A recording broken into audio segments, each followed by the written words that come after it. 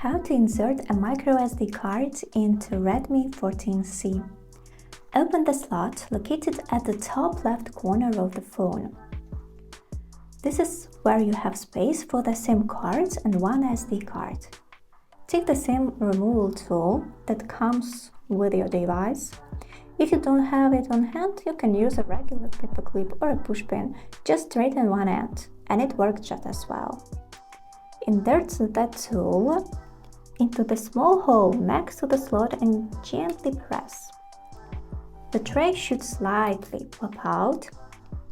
Pull it carefully to fully remove it from the phone. On the extended tray, you'll see marked spots for 2 SIM cards and 1 microSD card. Place your microSD card in the designated spot for it.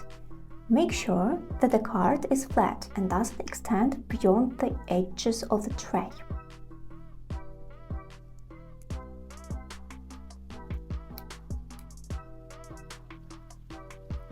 Carefully slide the tray back into the device. If something doesn't go right and the tray doesn't fit, pull it out and check if everything is in place. It's possible that cards have shifted.